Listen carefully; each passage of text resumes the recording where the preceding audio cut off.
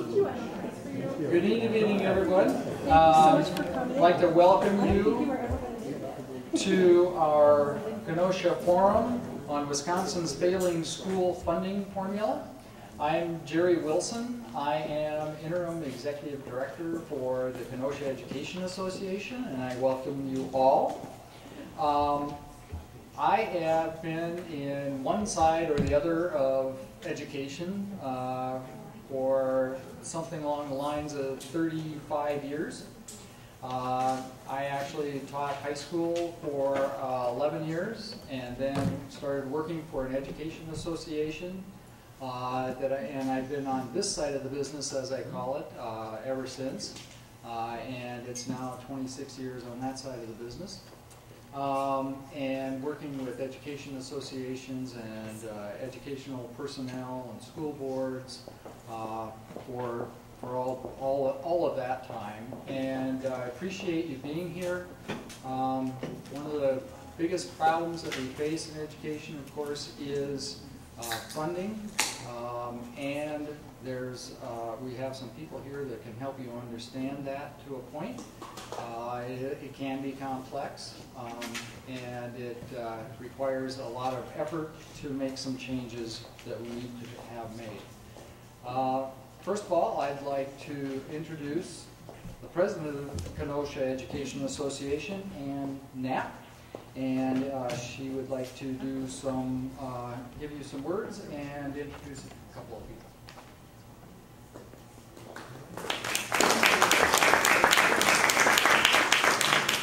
Thank you, and good evening. Like Terry said, my name is Ann Knapp. I am a kindergarten teacher at Kenosha Unified's Grevenell Elementary School. I have a very fun job. Also exhausting because every year they stay 5, but I get older. I am also the president of the Kenosha Education Association, which I hold that position proudly, and we are sponsoring tonight's event. I want to welcome you all to tonight's School Funding Formula Forum because this is a discussion we must have to ensure all children have successful and bright futures.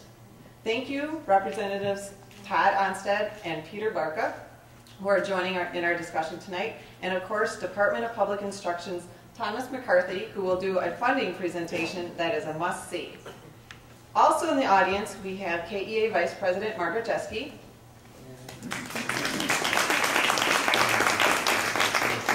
from Kenosha Unified School District, Chief Financial Officer Tara Camden. We have, I think, just 2 school board members, as I just spotted them. We have Mary Snyder and newcomer Mike Falkowski. And from the WE Trust in the back there, we have Eugene Dunk.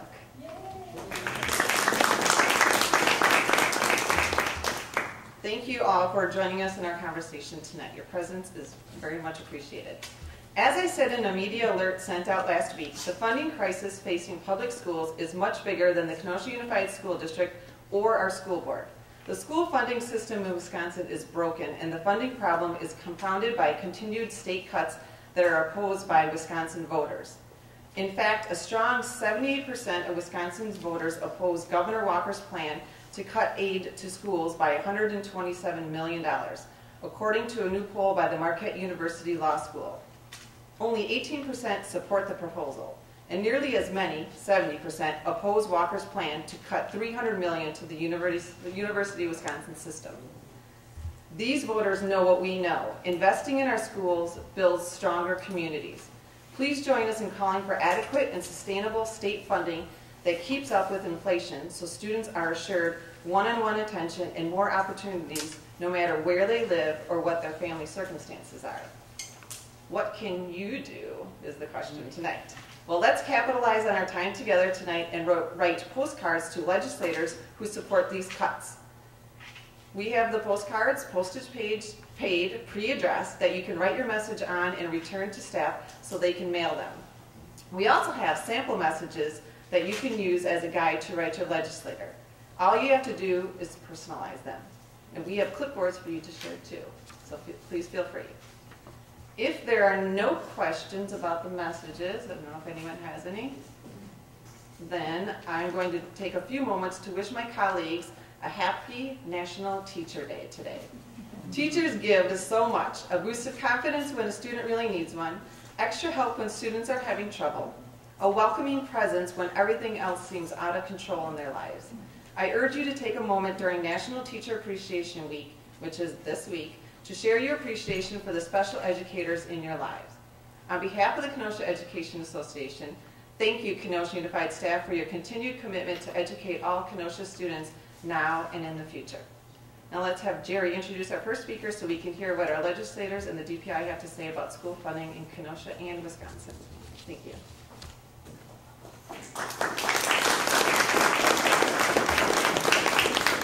Thanks, Ann. Our first guest that I'll introduce is Representative Peter Barca, who is from Assembly District 64.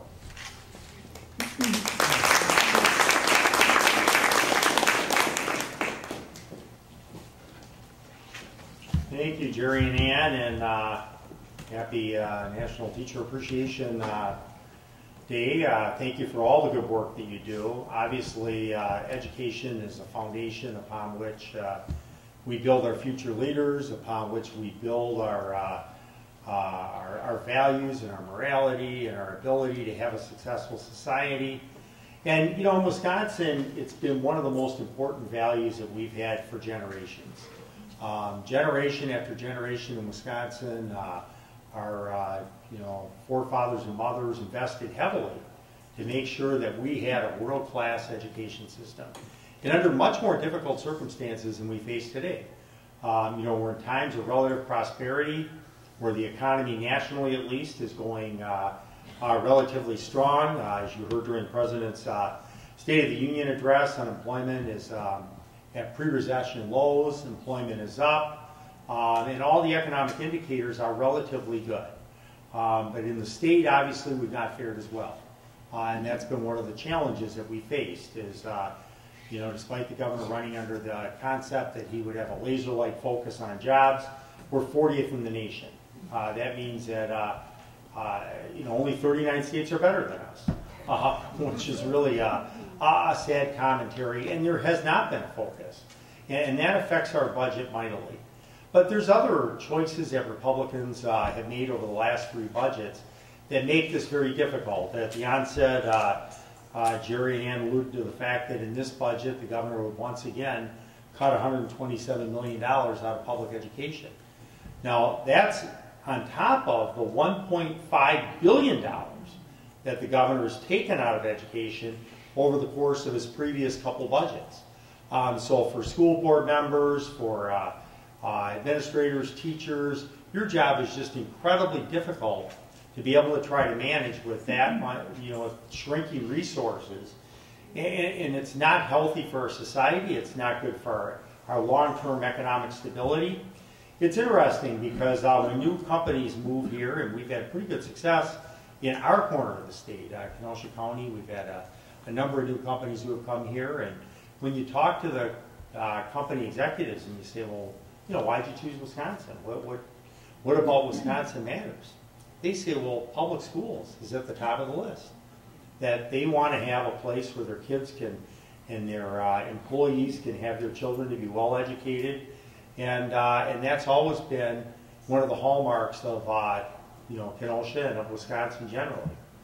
And obviously there's going to be revenue reestimates that will come out at the end of the week or the first part of next week. But we shouldn't have to wait for revenue reestimates to determine whether we're going to invest in our public schools. That should be one of our first priorities, not one of our last priorities, to see whether or not there's any crumbs left on the table. And that disturbs me enormously. And as I indicated, when you look at the amount of money that's been pulled out of education, to now have to suffer any type of a cut will be extremely difficult. The other thing in the budget that concerns me enormously, and it should all of you, is that with the voucher program, what the governor used to do is fund that separate from the public schools. Under this budget, not only would he expand it to have no limits to the number of kids, but every child that makes that choice, that would come off the top of money going into the public schools.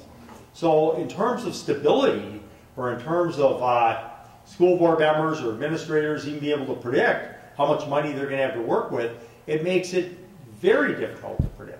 And obviously, we've never had that approach. I think it's a huge problem, and it's something that we really need to reconcile. Now, I know that the governor would have us believe that somehow, well, we just don't have the resources, and that's part of the problem. And the problem has been the choices that have been made over the course of the past couple budgets. And just one alone, I mean, the notion of not taking the Badger Care expansion money, that's $345 million. That would not only fund the cuts that he's going to make, but it would allow us to do what most of the states around us are doing, which is to make more of an investment in public education. You know, when you look at the states around us, Minnesota, Iowa, both have billion-dollar surpluses in reserves. Indiana, $2 billion surpluses in reserves. So we're one of the few states that is in this circumstance that we had a surplus, but we no longer do because of the budgeting choices made, because of the lack of a focus on the economy and trying to end the skills gap, which would do so much to put people back to work and improve our economic situation. And the governor's made choices to give huge tax breaks to those at the very top, which is very costly. You know, in his last budget, or maybe it was his first budget that he run together, they gave 12 times more tax relief to those making over $350,000 a year than the average worker. That costs a lot of money. That's where you don't have as much money available as opposed to if you just did what the president did, which is to give middle-class tax relief that went across the board. You would have more resources. Maybe we'd have a surplus like Minnesota, Iowa, and Indiana. But these are the kinds of choices that I think have been short-sighted, have hurt our ability to maintain our competitiveness with our neighboring states, and why we'll do everything possible to try to introduce amendments to adequately fund education and to ensure that education is our first priority, not our last priority. So that's our goal. That's what you can count on. And I look forward, I think there's going to be some dialogue, so I look forward to the dialogue when we finish, but thanks for all you do. Appreciate it.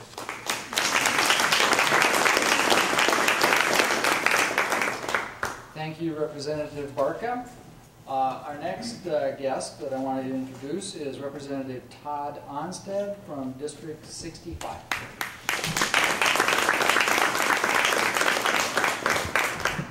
Well, it's great to be here tonight. This is like old home week for me. My name is Todd Onstad, and I represent the 65th Assembly District, which you happen to be in tonight.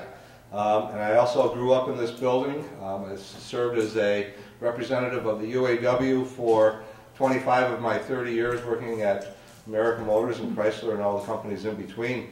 But I think that it's only natural tonight that the KEA is meeting in this building, because actually there's been a long relationship between the KEA and the UAW, and that relationship really began at least in the 1990s when your executive director, Mike Bernier, and our shop chairman, Kurt Wilson, realized that it would probably be a good idea if labor from not just industrial unions, but other unions got together, and so that relationship was formed.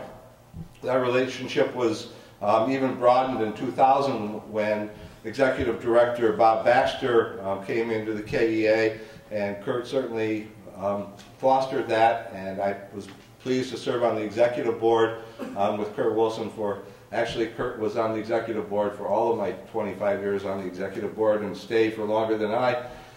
Currently he is the one responsible for this building being open, actually. As the chairman of the retiree chapter, he is really pretty much the guiding force that has kept this building open after the plant closed. Bob Wirch asked me to just mention the fact that he was really sorry that he was unable to be here today. I think there's going to be a short statement from Bob, but Bob's, of course, fighting the good fight in Madison tonight against prevailing wage. Well, let's just talk about, okay, we got a little applause there. Walker budgets, 2011 to 13. He cut $1.6 billion, B with a B, not an M, $1.6 billion from the authority and the funding sources, cut revenue limits from $560 a pupil, greatly increase taxpayer money for private schools, and reduce local transportation assistance. Then along comes an election year. That was really a moderate one, 2013 to 2015. He restored just a fraction of the $1.6 billion that was cut. But he further expanded the expansion of voucher schools, and he decreased funding to public schools by doing that. But now we got a doozy. Proposed 2015 to 17 budget, decrease of over $150 per student, which translates into a $3.2 million cut for KUSD. But let's just assume for a minute, and it's certainly possible that they will cook the books a little bit and reevaluate the revenue, and maybe be able to declare victory of sorts, that they don't have to cut that whole $150. But nevertheless, with the expansion of vouchers, there will still be a multi-million-dollar cut if all of that $150 per student was restored. And I think that the show from the DPI will do a better job of explaining that than I can. But there's really some other really mean things in this budget. I was talking to a special education teacher earlier, and my first wife, she was in special ed for way over 20 years in the KUSD, so I'm familiar with the special education program, which was really one of the premier programs, I think, of KUSD. But there's no new funding for special education in this budget. In fact, there hasn't been any new funding for special education now. It'll be 8 years. 20 years ago, special ed was funded by about 40% by the state. It's now just under 26. So it just shows that the people who frequently need it the most, who need the most attention, will be getting the least. So I'm going to hearken back to one of the last public hearings that Peter and I were at together. This is actually the fourth one that I've been at with Peter. We met in Racine about a month, maybe 5 weeks ago, to all kinds of different people from all different walks of life, talking about different parts of the budget that were threatening them. And then we also had a meeting just last week at the Job Center, specifically about the cuts that would manifest themselves to senior care and to IRIS program and the ADRCs. And that was a great program. And then in between those two, there was a meeting at Parkside to talk about what a great tragic cut is being proposed to the UW system. And there was a student that stood up on that night and said, when you go back to Madison, and they were talking to Representative Barca and Representative Corey Mason and myself, the Republicans had been invited and not a one showed. But the woman got up, the student got up and said, when you go back to Madison, I just don't want you to vote against this budget. I want you to fight against it.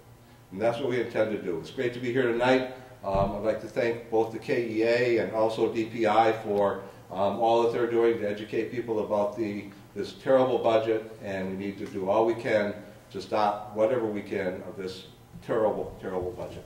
Great to be here tonight. Next, we have a representative from the Department of Public Instruction, Thomas McCarthy, who has a presentation to help educate the community and community leaders about funding for Wisconsin schools, and hopefully help unravel some of the confusion or difficulty understanding the system, and also hopefully point out some of the obvious flaws in the funding system.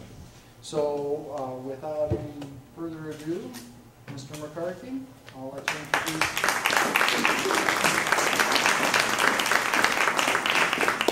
So we're a small enough crowd, I'm going to talk to you guys in my teacher voice, also because I'm going to have to go click my machine there and advance slides. As has been introduced, my name is Tom McCarthy. I'm the communications officer at the DPI. I like you guys, you can call me Tom. I'm here to talk to you a little bit today about the funding challenges that the state of Wisconsin faces. And we're going to kick that off by giving a little context to why exactly some of these challenges have manifested themselves, because it's not all legislative effort. or issues that have cropped up in the past 6 years. Some of these things are long-standing issues that because the legislature and previous governors and current governor have not addressed, they have continued to grow and put added stress onto our system. One of those changing faces of Wisconsin, maybe you can catch where I'm going, is demographic, okay? So what this chart is attempting to show you guys is how poverty has increased and spread in the state of Wisconsin over the last probably 10 to 12 years. The dark red areas are areas where poverty has increased dramatically. The white areas, if they were adding to the map, would be areas in which poverty is actually decreasing. So big takeaway for you guys, and what's important to realize is not only is poverty growing as a percentage, because it's almost doubled, it's almost reached the 50% threshold in the state of Wisconsin now going forward, but it also has become, it's gone from being a remote issue to being an issue that affects a lot of areas around the state. On top of that, one of the other very important factors for how schools are actually funded is how many students are actually in your classrooms, okay? The green areas on that map are areas where enrollment is increased. The red areas are enrollment decreases. Why this is important to everybody here in this room is that the majority of districts in the state of Wisconsin actually have declining enrollment, which adds a feature to how they're funded based on a per pupil level. It's another pressure into the system. When you add these two figures together, the declining enrollment and the increasing poverty, you get a pretty stark portrayal of what's actually going on in the schools in the state of Wisconsin. Okay? Most school districts are dealing with less students, and the students that they have are more likely to be impoverished. It's not just an urban problem in the state of Wisconsin anymore, and that puts pressure on districts both in, like Kenosha, it also puts pressure on districts all the way around the state, which in turn tends to put pressure on the actual funding system. And it correlates directly to how well schools perform on our report cards. So on the far left there, you see little dots. On the far right, you see different colors of dots. What this graph is trying to show you in the easiest sense is that as the population of students in your district that qualify for free or reduced lunch increases, your school is more likely to perform poorly on the report card system, which means that students have additional academic needs that are likely not being met. On the far right, you see very low poverty districts that tend to perform very well. This is essentially a manifestation of something that we've known in public education for a long time, which is that if you have a student that qualifies for free or reduced lunch or has other poverty indicators, they're more likely to need extra help. It's not shocking, it's just interesting to see it laid out. But poverty is not the only indicator that we have in our school systems. These are rates of testing performance based on racial subgroups. The black bars that go across those subgroups are for a white student who is economically disadvantaged. So a white student that essentially qualifies for free and reduced lunch. The other bars along there are student populations broken out by their racial demographic groups, but poverty is actually removed from those groups. So what the big takeaway for everybody is here is that if you are an American Indian student and you are a black student who is actually not qualifying for free or reduced lunch, you are tending to perform, on the average in the state of Wisconsin, less than your white impoverished peers. That is a big takeaway.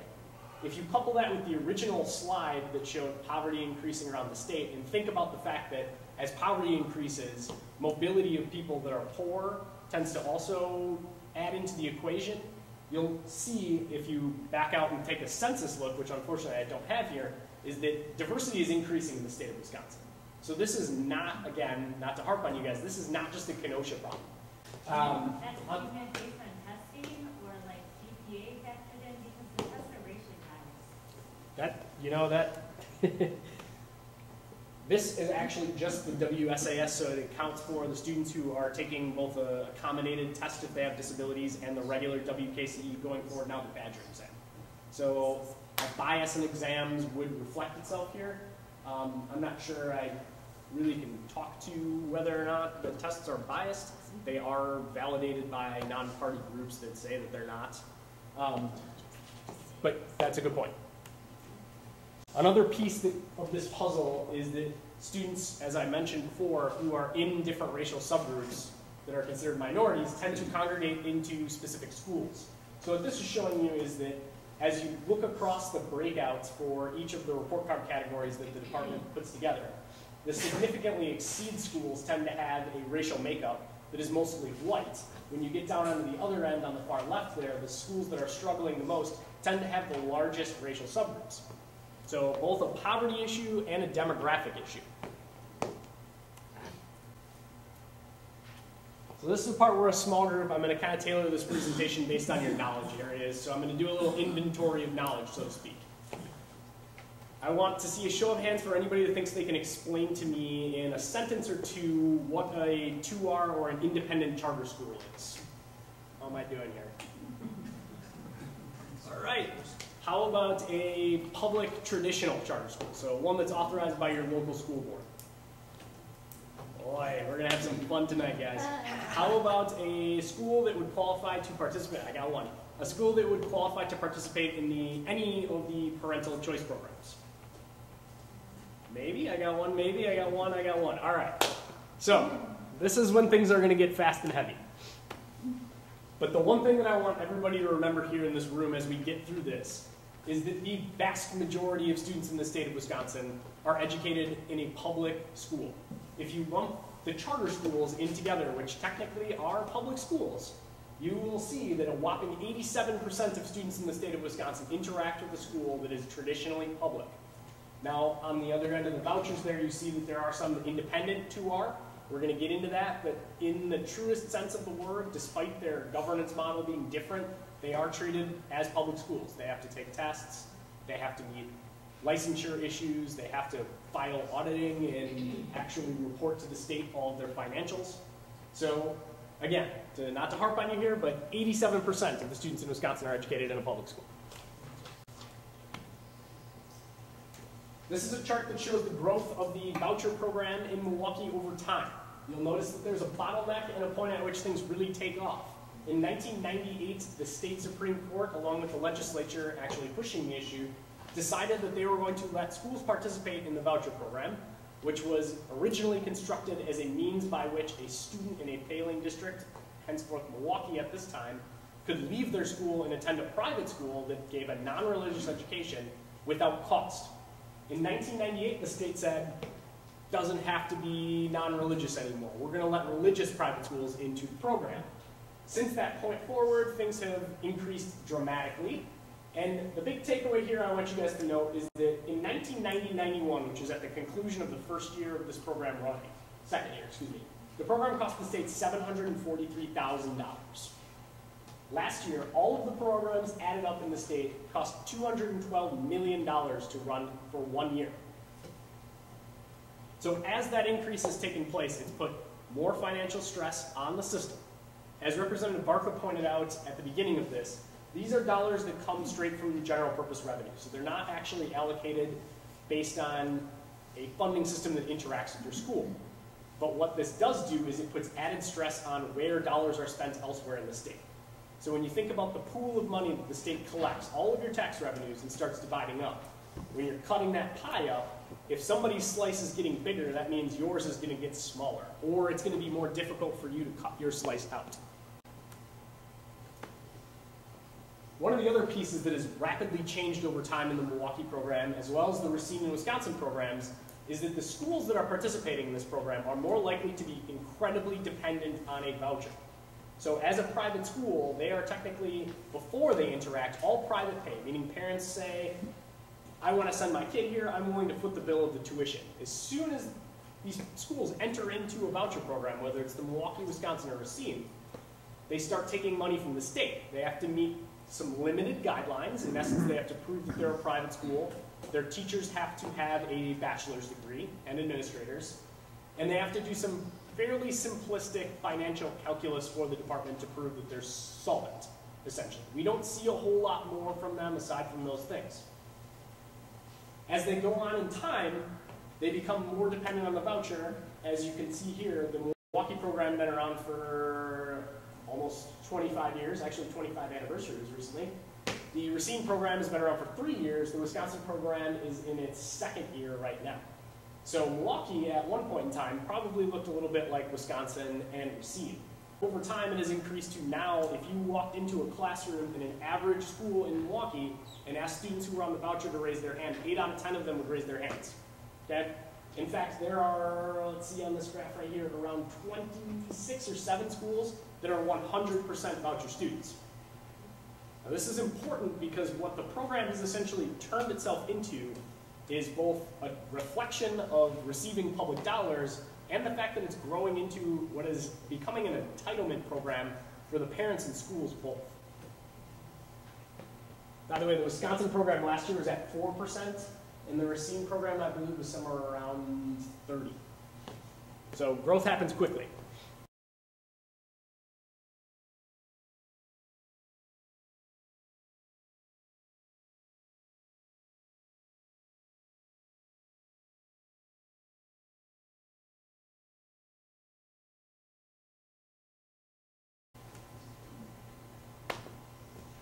Why am I telling you that? Because the end game, as was laid out by the president of the voucher advocacy group in the state, was to put a voucher in every student's backpack, as well as to increase the amount the state backs for these private school students into parity with the public schools.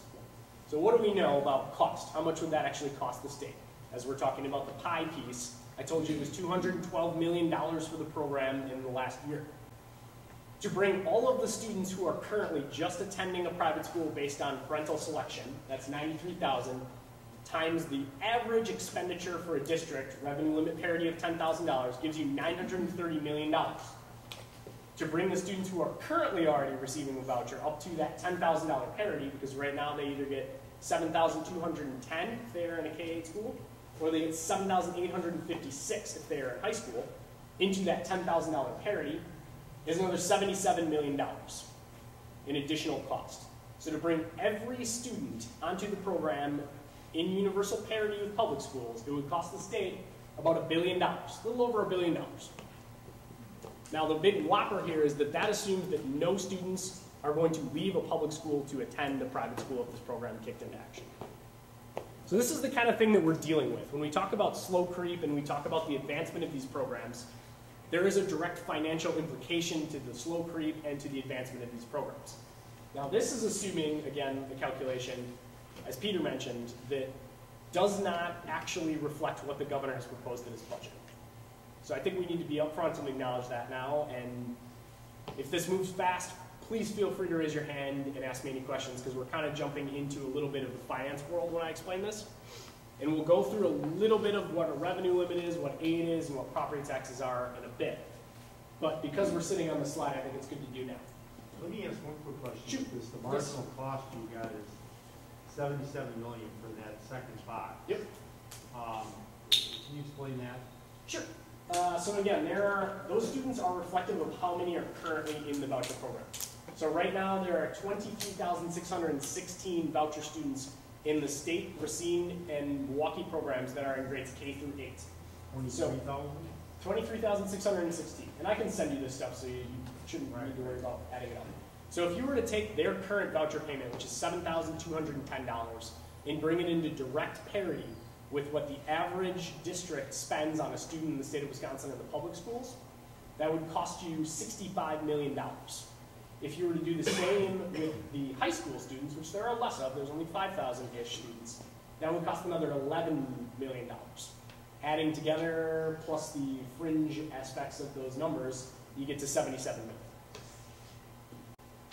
million. So, we've dabbled into this, so we're going to dive a little bit deeper, but I'm going to take you guys back a small step and talk about how public schools are funded in the 100,000-foot level. Up in that red box with the dashes is the essence of how we fund schools in the state of Wisconsin. If you can think of everything within that red box being governed by law, that's going to help us through this part. So there are two major parts to how funding is attributed, and they're on the left-hand side of the equation.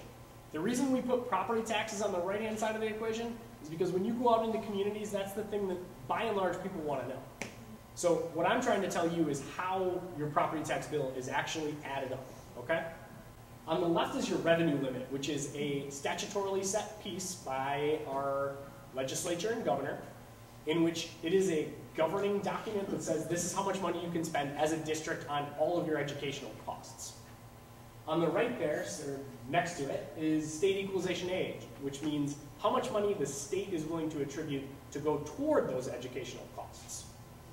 So if you think about it in that fashion, what you have left over is how much you're asking your property taxpayers to pick up of your original cost. Everything on the bottom there is technically outside of revenue limits. Easiest way to think about that is if you get it, you can spend it. That's an important concept when we're talking about the per pupil aid, which is where the bulk of the cut comes to our public schools in this district. The last budget established $150 per student aid to school districts. School districts were told that that was going to go forward in perpetuity. Now we get to this budget, that categorical aid is removed. It cost the state $127 million to do that, $150 a kid.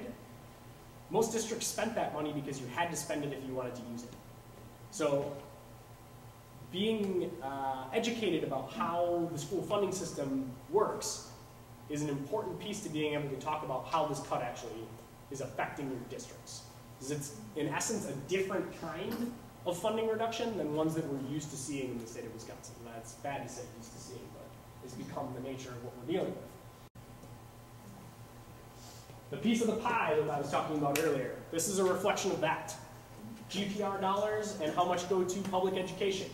So you can see over time, 2003-04, high water mark, every dollar the state took in, 43 cents went to K-12 education. Fast forward to 14-15, 32 cents goes to K-12 education. In contrast, the state has actually taken in significantly more GPR revenue. Those black lines are trend lines, thanks to Microsoft Excel. There were a couple of dips in there, as you guys saw. But on the overall, we're trending in the right direction on GPR revenue. We're trending the wrong direction on how we're actually spending that. There are a lot of things that go into that, but it's important to don't. This, when we are talking about the in the red box, the revenue limit, so how much we're letting schools spend.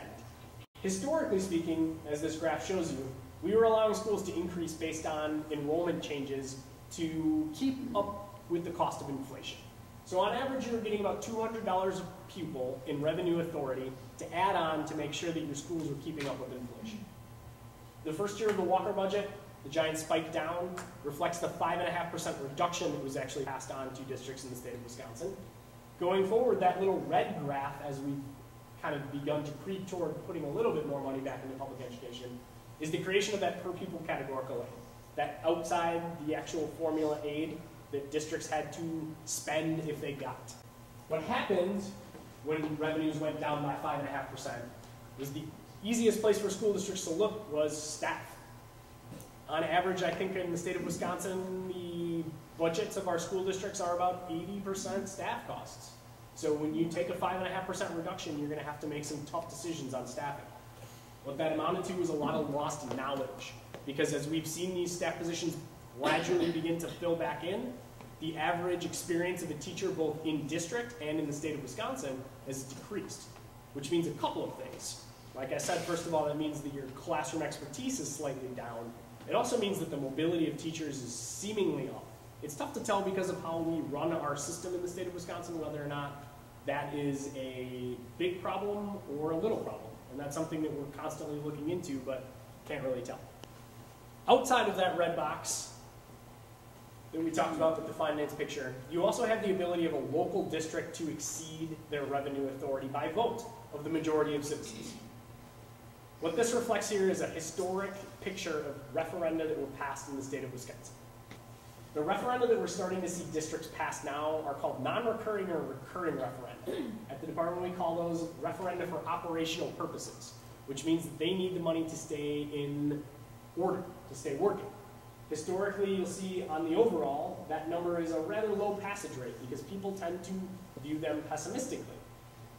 That is not the actual trend if you break it out for the past 2 years. In fact, the most recent year's round of referenda had the recurring revenue limits passing at around 80%, which means that when districts are going to their property taxpayers and saying, we need this, otherwise we're going to shut down, there's dire situations, their voters are actually believing them.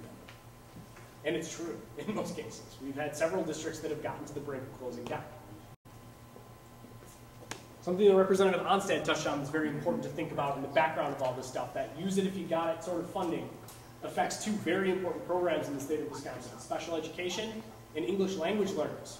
you'll notice these charts are both on a downward spiral. They're on a downward spiral for very different reasons.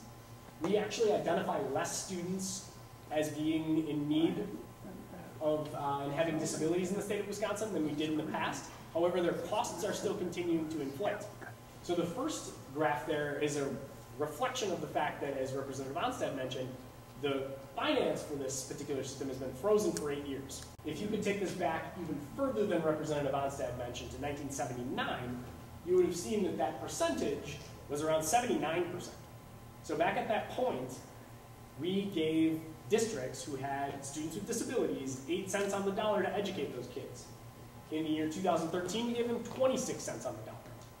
This is important because those students are required to be educated. So if you're only getting 26 cents on the dollar, the 74 cents that you're required to spend on that kid is coming out of your regular classrooms.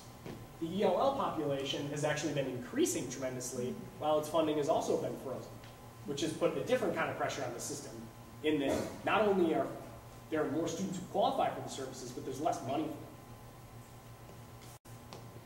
The reason I'm talking to you about these two particular populations too, and I can't remember if I've got this slide, I don't, is that in 2000, the last time that the school funding system was challenged, in a decision called Vincent v. Voigt, there were 3 populations that the Supreme Court said, as long as you are doing a good job and doing right by these people, our system is fine. Those populations were English language learners, students with disabilities, and students who are impoverished. So after I've just showed you all of this now, you kind of got to scratch your head and think about when have we hit the tipping point in which our system is not doing its job. Well, we're going to go through a couple of other things here. This is a different way of looking at that slide with the downward drop that I showed you guys with the 5.5% reduction. This is the actual average expenditure. That red little graph there is the per pupil aid, because they're technically 2 different types of things. So you see that that 5.5% reduction amounted to around $550 a kid, because we were at about $10,000. Going forward, we still are not back 100% to that 2011 figure. I'll also have you know that one of my favorite things to tell people, this slide was actually put together by the Wisconsin Taxpayers Alliance. So these are not people that have a strong liberal bias. One of the other things that we're going to talk about too for a very brief moment here, because it's incredibly complex, is the school levy tax credit. So another way by which the state gives money to schools. The school levy tax credit is actually given to your municipalities, so I put schools in parentheses for you guys, to offset the overall impact that your schools have on your homeowners in the district. So this is money that the state has actually decided to count as school aids, even though it never goes to your schools. And it is actually in a direct conflict with how we distribute equalization aid. Equalization aid is distributed in order to equalize property value so that people who don't have property wealth can afford their schools. The school levy tax credit is given out to districts and municipalities based on property wealth so that your dollars spent on schools on your property tax bill is offset by this credit, which is then reflected to the homeowner, in which they can go back and thank legislators and governors for providing funding to them. So, an overall picture, as I mentioned, general aid was increasing. You don't get any revenue authority, which means that all of that general aid is actually going to property tax relief. The school levy tax credit is increasing, also going to property tax relief, as I just explained. Your $150 per pupil cut in year 1 causes you to lose $127 million in the state. $3.2 million, am I right, for Kenosha? Is that what you said? $3.2 million lost in spending authority. You get some of that back in the second year, but a kid can't go back and redo kindergarten. Some of the other things that are actually flushed out in this budget here too. We talked about the new voucher funding mechanism. What we haven't talked about yet is the 2R independent charters that I mentioned at the very beginning, which are technically public schools in their truest sense, but they are a different form of charter school in that they are not authorized by your local school district.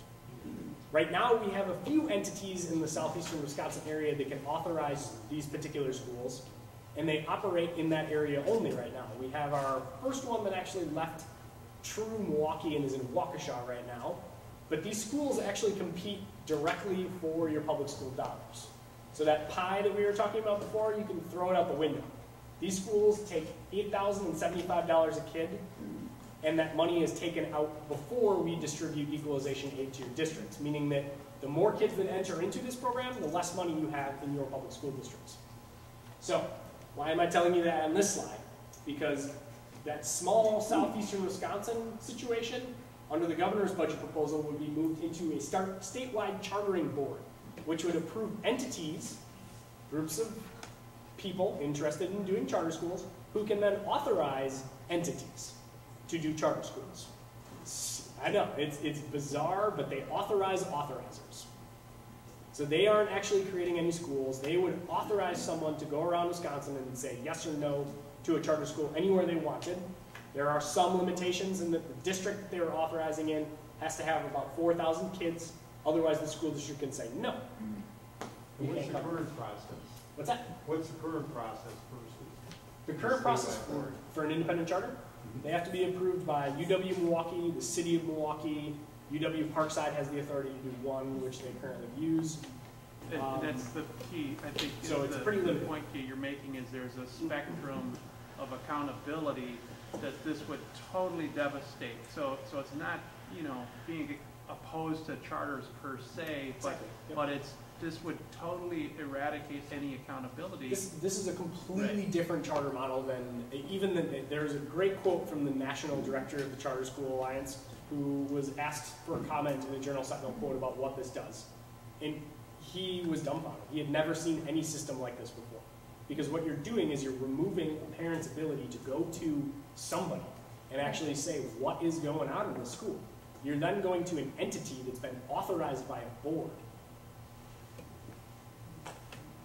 Well, the other thing that's sort of interesting is that for current private schools that are out there getting, you know, voucher dollars, this is new competition for them too, right? You could have some out-of-state entity come in, have them set up 20 voucher schools across the state, all one in Kenosha, one in Racine, one in Wausau, one in La Crosse, and this non-elected entity of people who were then appointed to another entity can completely make up their mind and report to nobody, right? And that's an interesting point too, because you're dealing with a different funding stream here, in that the state historically allocates a lot of money for public schools, okay? It's a very large tag. So these schools know that that money is there, and as long as there's money there, they're the first draw from funding. They come out before everybody else comes out. So when you're doing the calculus of all the different reform models that we have in our state, all of that stuff, whether you like it or not, has a direct impact on the funding that is left over for anybody else. So whether or not you are a successful, greatest charter school in the world, who could be doing great things. I mean, some of these charter schools are good charter schools. Actually, to be quite honest with you, some private schools that participate in the choice program are good private schools. But the problem is that the state has set out on a path that none of these together are sustainable. You have them competing for the same students and resources and dollars, which directly causes problems of this nature. The other problem that we see in both charter schools, to our charter schools, and private schools, public schools to a lesser extent, but they still do it, is that there's a selection bias within those schools. So like we talked about at the very beginning, if you've got a bunch of well-off white kids in your school, whether it's a private school, a charter school, or a public school, it's likely to outperform a school in any of the programs that have a lot of economically disadvantaged minorities. It's the nature of how things work here. You gotta get past that. I'm particularly concerned about Milwaukee. I started as a Milwaukee public school teacher in my career, and what I've seen with the current charter system in Milwaukee, even though the school board can come in and say, this has happened, you're committing fraud, we're closing you down, you're, not meeting educational needs, we're closing you down. So that happens, and I've heard from families that, their signature was forged, from children that went through charter school their senior year, they don't have a transcript, because their charter school closed down. So even with the accountability, when you're servicing families that are in poverty and high needs, the advocacy is just not there to really hold them accountable, like internally. So it takes a while. And so I'm just really concerned about this. It sounds like a red tape nightmare for parents in Milwaukee, for kids in poverty and families in poverty. Who do you go to? You know. Well, right now, the way the 2R charter program works, there is a direct route where you go to. You go to one of the entities that authorized you, and the largest authorizer is UW-Milwaukee, and they tend to be very receptive to exactly what you just laid out. Right. Now, what I was talking about before with the demographics of schools, I mean, we as a group who advocate for public schools need to realize that some of the things that we cast onto 2Rs and charters and private schools, we are guilty of as well. Right. Okay? So there are problems in public schools, there are problems in private schools, there are problems in 2R schools. What we're trying to get to is not only understanding those problems, understanding the impact they have, and understanding that they're increasing because all of these schools are competing for dollars and they're pulling students away from each other and doing the same thing. They're pointing at each other and saying, if I was a 2R advocate and you guys were all listening to a presentation about how great 2R schools would be, a lot of the pitch is the same. Okay, so if you thought of like a business model, like Starbucks is on every single corner, and if you're a franchisee for Starbucks, like somebody else moves in and then they start to take away a bunch of your customers and clientele, there's nothing to protect the individual like franchise owner from that happening, but the actual company makes money no matter what because you buy to have their name. So what's the advantage though to compete for the same like pool of dollars? At least like Starbucks is making money. Like what is education getting out of it? Like who's getting something out of this? In the whole, are we talking all the systems or are we talking 2R charter schools right now? Well, I'm saying, These are kind of two questions. I mean, if we don't make money on these kids, like we educate them, it costs money to educate them. We're not like a glorified babysitting system. Like we hope they want higher education and become productive members of the economy, but it's a human potential investment. Exactly. So we're not making any revenue on it. So what's the advantage to flooding the system with all of these competitors? Who's making money on this to make this like? Yep. So the example, the answer to your question in the way that anybody who is a strong advocate for these systems is going to be to you that a parent knows best what's good for their child. And if the system allows that particular parent to select what is best for their child, that child is more likely to thrive and succeed. The problem is that arguments like that are way more complex than what I just made it sound. Yeah. And that's why I've spent the past 35, 40 minutes talking to you about the problems that particular system has caused in the state of Wisconsin.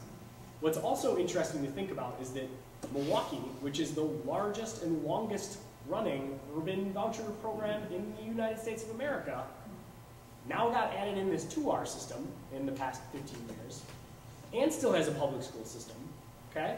So they are a marketplace flush with choice. What we have not seen from Milwaukee by and large is systemic change in actual academic achievement. It is incredibly individualized at schools that are high achieving. And if we talk back to what I mentioned to you guys before, those high achieving schools tend to look a certain way. They tend to be more wealthy, they tend to be more white, okay?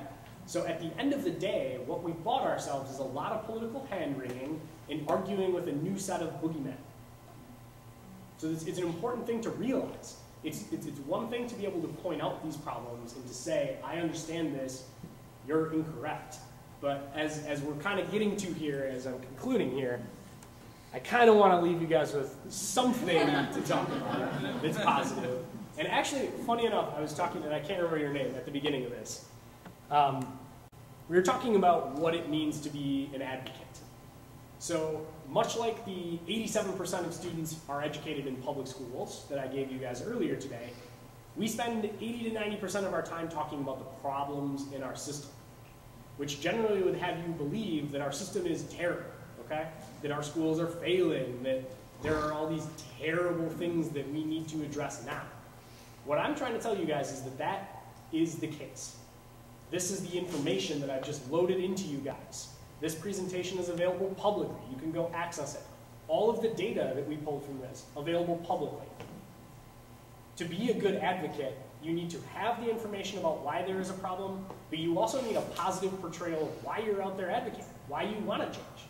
And the reason that we do want to change is that we value public education and the positive things that it can bring to everyone in the state of Wisconsin. As she and I were just talking, there is a continuum of educating a kid. If you disrupt that continuum for any reason, whether it's a funding cut, pulling them in and out of a school, trying to plug yourself into something that didn't end up working out, that kid can't go back and redo a grade. That's just not something that you can do. Okay? So again, all of this information I just gave you, the 90% of my presentation, I'm not devaluing it. But what I am telling you is that it's important to remember that that little sliver that's left is one of the things that we can do as advocates and champions that can really make a difference. So don't forget about the positive things that your schools do, the opportunities they provide. Because there's a reason that in 1948, the people that were setting up the state decided to enshrine public education in the Constitution. It's because they saw a value in that system. They saw that 13-year return that a kid who was well educated would have to the state and to the economy. For some reason, in the past 10, 15 years, that particular piece is slipping from the minds of the people that we elected to serve our state. So we got to remind them. That's all I got. I'll answer any questions you guys have today.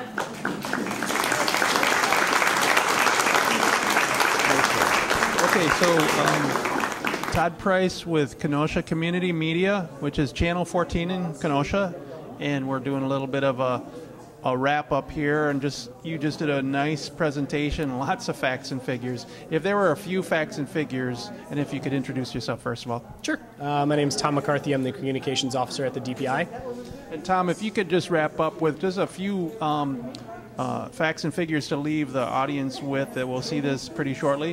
What should they take away in terms of, because there's a lot of numbers here, what particular items would you impress upon them? Sure. So I think it's basically breaking up the PowerPoint into the big takeaways, which the first of which being is changing demographics in Wisconsin have not been realized by the legislature, which puts pressure onto the funding system. The second is that the amount of funding that the state has been allocating to our K-12 school system has been decreasing over time, and that is despite the fact that the general purpose revenues the state, the tax collections they're bringing in, has actually increased. So when you put those two things together and you couple it with some of the finance information that we presented, it paints a pretty stark picture for our schools. That was a really interesting piece that you referred to on the PowerPoint, where you showed the change over about, what, maybe 13 or 14 years in the poverty. That was surprising to me, too. Could you summarize that for the folks? Sure, yeah. Poverty in the state of Wisconsin has nearly doubled in the past 12 years. And on top of that, it's also spread to areas that traditionally have been viewed as fine. Not well off, not poor, but just kind of your traditional Wisconsin community. And it's not as big of an issue in Kenosha here as it is in some places of the state, in that poverty is impacting them in new ways that they haven't felt in the past. And that's putting more pressure on how we fund our schools. In effect, are you saying really the rural areas have been most impacted, do you feel? Or how would you characterize it? I'm not saying they've been the most impacted. I'm saying they tend to be the canary in the coal mine because they represent the majority, number-wise, of school districts in the state of Wisconsin. So if they're having a problem, that means the majority of actual school districts are having a problem. And as they deal with these new problems, they're our first litmus tests. Well, we really appreciate it. And for folks to get access to this information, could you give us the URL or the site to go to? Yep, so we keep a lot of our budget information on dpi.wi.gov/budget. So from there, there's a news and resources page, and you'll find the PowerPoint there. Okay, well, thank you very much, and safe travels. It was a very good, informative discussion tonight. Thank you.